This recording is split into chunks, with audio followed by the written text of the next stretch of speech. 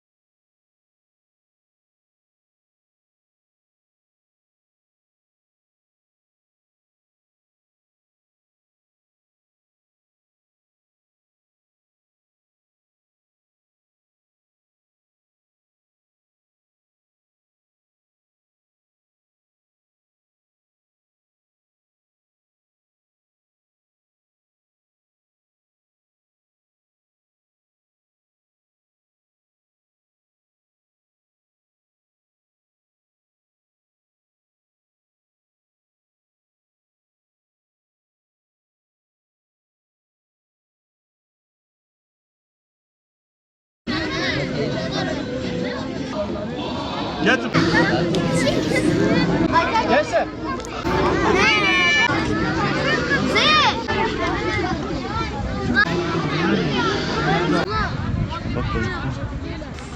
وقالوا سمعنا وأطعنا غفرانك ربنا وإليك المصير. Sallallahu aleyhi ve selleme selam olsun. Kardeşler, siz 3 aydan beridir gerek camilerde gerek de derneklerimizde bir eğitim programına tabi tutuldunuz. Bugün bunun final etkinliğini yapıyoruz. Yine kardeşler, niye namazın üzerinde duruyoruz? Niye ısrarla diyoruz namazlarımızı kılalım? Çünkü Peygamberimiz, bu dinin peygamberi, gözümüzün nuru olan Peygamberimiz diyor ki namaz dinin direğidir. Nasıl ki bir ev direksiz kalamıyorsa, yıkılıyorsa, namazlarımızı terk eder isek dinimizi de yıkmış oluruz. Allah sizlerden razı olsun. Allah evlatlarınızın sayısını arttırsın inşallah. Siz böyle güzel bir programa vesile oldunuz.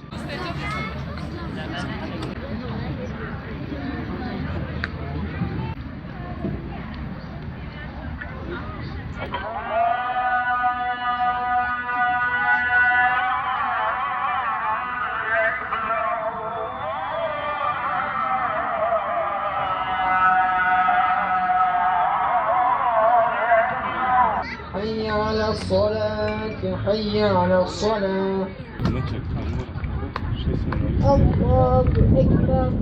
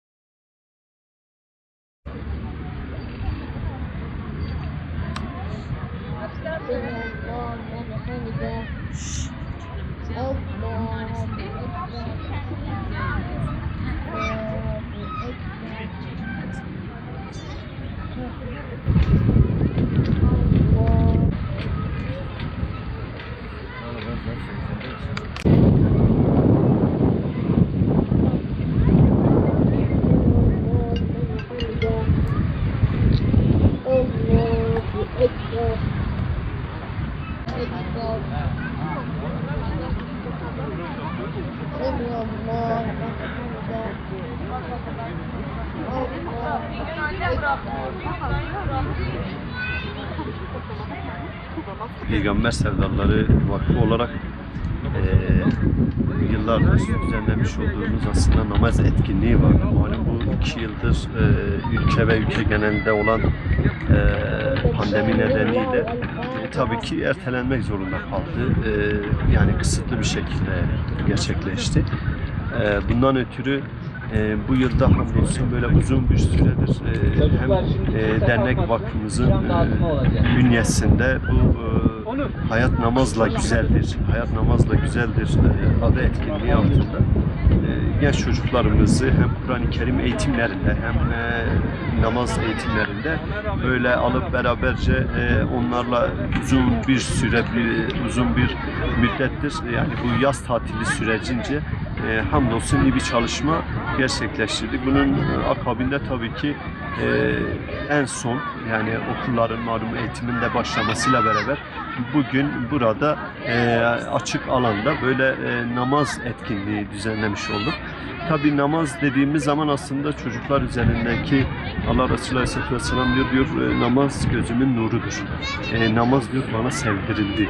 Yani namazı aslında eğitim olarak çocuklarımıza verirsek yani o namazı anlamını, önemini anlarlarsa çocuklar Allah'ın izniyle ileriki seviyelerde nesillerimizin ifsad olmasının inşallah önüne geçeceğiz diye düşünüyoruz. Bir diğeri ise namaz kötülüklerden alıkoyan yani münkerattan alıkoyan bir ibadettir.